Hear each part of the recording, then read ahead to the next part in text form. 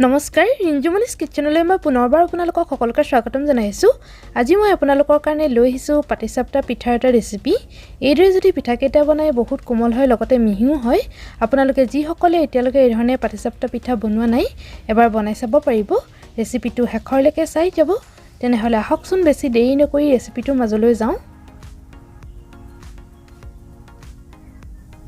পাটিচাপ্তা পিঠা বনাবৰ কাৰণে চাহ খোৱা কাপৰ জোখাৰে ভাত খোৱা চাউলৰ পিঠাগুড়ি মই প্ৰথমতে 2 কাপ দিছোঁ আৰু পিঠাগুড়িখিনি মই শুকান পিঠাগুড়ি দিছোঁ। লগতে আৰু আধা কাপ পিঠাগুড়ি ইয়াতে দি দিছোঁ।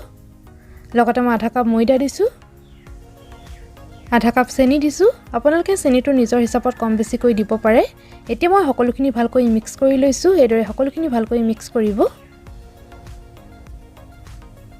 এতিয়া মই সেই একেটা কাপৰ জোখাৰে 1 কাপ গাখীৰ দিছোঁ আৰু গাখীৰখিনি অলপ অলপকৈ ঢালি লৈছোঁ। এইদৰে মই ভালকৈ মিক্স কৰি লৈছোঁ আৰু গাখীৰখিনি মই ঠাণ্ডা গাখীৰ লৈছোঁ। আপোনালোকে এই পিঠাবিধ কেঁচা পিঠাগুড়ি দিও বনাব পাৰিব। মই লগতে আৰু 1 কাপ গাখীৰ দি দিছোঁ। এতিয়া মই লাহেকৈ ভালকৈ মিক্স কৰি লৈছোঁ। আপোনালোকে ইচ্ছা কৰিলে গাখীৰৰ সলনি পানী দিও পিঠাগুড়িৰ বেটাৰটো বনাই ল'ব পাৰে, কিন্তু গাখীৰ দিলে পিঠাকেইটাৰ টেষ্টটো বেছি ভাল হয়। এতিয়া মই সকলোখিনি ভালকৈ মিক্স কৰি লৈছোঁ। এইদৰে অলপ অলপকৈ গাখীৰ দি পিঠাগুড়িৰ পাতলীয়া বেটাৰ এটা বনাই ল'ব। প্ৰথমতে মই 2 কাপ গাখীৰ দিছিলোঁ, লগতে আৰু 1 কাপ গাখীৰ লৈ লৈছোঁ। এইদৰে অলপ ঢালি লৈছোঁ। এইদৰে সকলোখিনি ভালকৈ মিক্স কৰি লৈছোঁ। এতিয়া মই আৰু অকণমান গাখীৰ ইয়াতে দি দিছোঁ। এইদৰে পাতলকৈ বেটাৰটো বনাই ল'ব।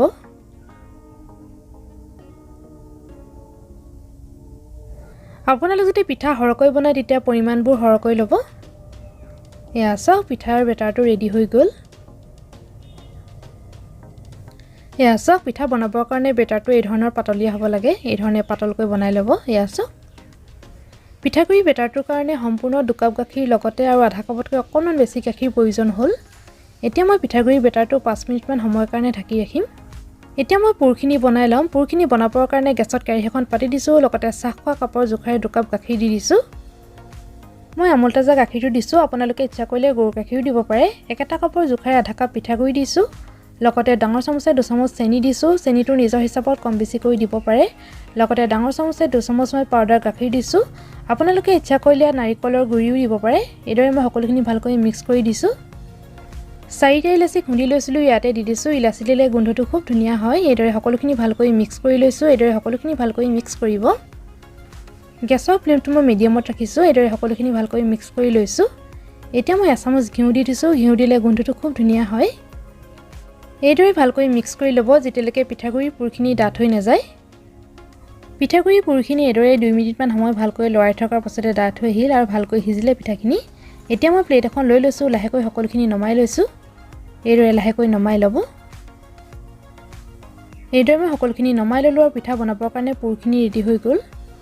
পিঠাগুড়িৰ বেটাৰটো 5 মিনিটমান সময় ঢাকি ৰখাৰ পাছতে মই আকৌ এবাৰ লৰাই দিছোঁ। এইদৰে আকৌ এবাৰ লৰাই দিব। আপোনালোকৰ যদি পিঠাগুড়িৰ বেটাৰটো অকণমান ডাঠ হৈ যায় তেতিয়া গাখীৰ বা পানী অকণমান দি ল'ব। মোৰ কিন্তু ডাঠ হোৱা নাই। লগতে 1 চামুচ ঘিউ দি দিছোঁ। তেতিয়া গোন্ধটো খুব ধুনীয়া হয়। এইদৰে মই এটাখনে ভালকৈ লৰাই দিছোঁ যাতে সকলোখিনি ভালকৈ মিক্স হৈ যায়। এতিয়া মই বাতি এটা লৈ লৈছোঁ। পিঠাগুড়িৰ বেটাৰ অকণমান এই ধৰণে বাতিটোত ঢালি লৈছোঁ। এয়া চাওক 2টামান এইদৰে ঢালি লৈছোঁ প্ৰথমতে। এতিয়া মই ৰেড ফুড কালাৰ এটা লৈ লৈছোঁ। ইয়াতে অকণমান দি লৈছোঁ। এতিয়া মই সকলোখিনি ভালকৈ মিক্স কৰি লৈছোঁ। এইদৰে সকলোখিনি ভালকৈ মিক্স কৰিব। আপোনালোকৰ ওচৰত যদি ফুড কালাৰ নাথাকে তেতিয়া ফুড কালাৰ নিদিয়াকৈ পিঠাকেইটা বনাব পাৰিব। এতিয়া মই এই ধৰণৰ প্লাষ্টিকৰ বটল এটা লৈ লৈছোঁ। আপোনালোকৰ ওচৰত যদি এই ধৰণৰ বটল নাথাকে তেতিয়া আপোনালোকে পাইপিং বেগ বা এটা চানা পেকেটতো এই ধৰণে বেটাৰখিনি ভৰাই ল'ব পাৰে। মই এই ধৰণে গোটেইখিনি ভৰাই লৈছোঁ। এইদৰে মই সকলোখিনি পিঠাগুড়ি বেটাৰ ইয়াতে ঢালি ল'লোঁ। এতিয়া লাহেকৈ মুখনিখন মাৰি দিছোঁ। পিঠা বনাবৰ কাৰণে ৰেডি হৈ গ'ল। এতিয়া মই গেছত পেন এখন বহাই দিছোঁ। তাতে মই ৰিফাইন তেল অকণমান এইদৰে ব্ৰাছেৰে সানি দিছোঁ। এইদৰে তেল অকণমান সানি ল'ব। লাহেকৈ মই কাপোৰ এখনে এইদৰে ভালকৈ তেলখিনি মুচি লৈছোঁ। এইদৰে ভালকৈ মুচি ল'ব। এইদৰে মই লাহেকৈ ডিজাইন এটা দি লৈছোঁ। এইদৰে অকণমান দি ল'ব। এয়া চাওক আপোনালোকে এই ধৰণে চামুচেৰেও দিব পাৰে। মই বটলতে ভৰাই ল'লোঁ। এয়া চাওক এতিয়া মই লাহেকৈ পিঠাগুড়ি বেটাৰখিনি ইয়াতে ঢালি দিছোঁ। গেছৰ ফ্লেমটো ল'ত ৰাখিছোঁ। এইদৰে অকণমান বহলাই দিব। এয়া চাওক এয়া দেখিছেনে মই এইদৰে বহলাই দিছোঁ এইদৰে লাহেকৈ বহলাই দিব মই পিঠাকেইটা অকণমান ডাঙৰকৈ বনাইছোঁ আপোনালোকে ইচ্ছা কৰিলে সৰুকৈ বনাব পাৰে এতিয়া মই লাহেকৈ পুৰখিনি ইয়াতে দি দিছোঁ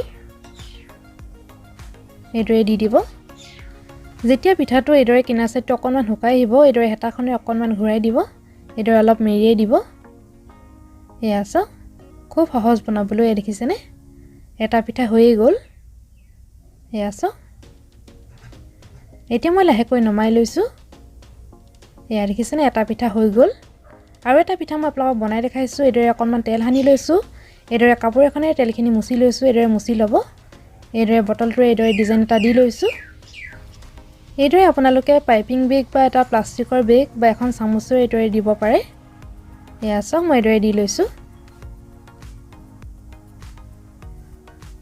এতিয়া মই লাহেকৈ পিঠাগুড়ি বেটাৰটো এইদৰে ঢালি দিছোঁ এইদৰে ঢালি দিব আৰু লাহেকৈ এইদৰে বহলাই দিব এয়া দেখিছেনে বহলাই দিছোঁ এতিয়া লাহেকৈ মই পুৰখিনি ইয়াতে দি দিছোঁ এইদৰে পুৰখিনি দি দিব যেতিয়া কিনাৰ সাইডটো অকণমান শুকাই আহিব তেতিয়া লাহেকৈ এইদৰে হেতাখনে লুটিয়াই দিব আৰু এইদৰে অকণমান মেৰিয়াই দিব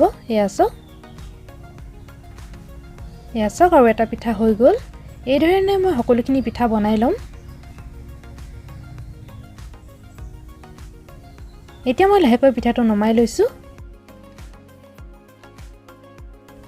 এইদৰে মই সকলোখিনি পিঠা বনাই ল'ম এয়া চাওক পাটিচাপ্টা পিঠা খাবলৈ ৰেডি হৈ গ'ল পিঠাকেইটা বহুত কোমল হৈছে লগতে মিহিও হৈছে আপোনালোকে যিসকলে এতিয়ালৈকে এই ধৰণে পাটিচাপ্টা পিঠা বনোৱা নাই বা বনাই চাব খাই বহুত বেছি ভাল পাব আজি মোৰ ৰেচিপিটো চাই যদি ভাল পালে লাইক কৰিব কমেণ্ট কৰিব শ্বেয়াৰ কৰিব লগতে যিসকলে মোৰ চেনেলটো নতুনকৈ চাইছে প্লিজ মোক ছাবস্ক্ৰাইব কৰি দিব আৰু কাষতে থকা বেল আইকনটো টিপি অল কৰি দিব তেতিয়াহে মই আহিবলগীয়া সকলোবোৰ ভিডিঅ'ৰ নটিফিকেশ্যন পাই থাকিব ৰেচিপিটো শেষলৈকে চোৱাৰ বাবে বহুত বহুত ধন্যবাদ তেনেহ'লে আজিলৈ আহিছোঁ ধন্যবাদ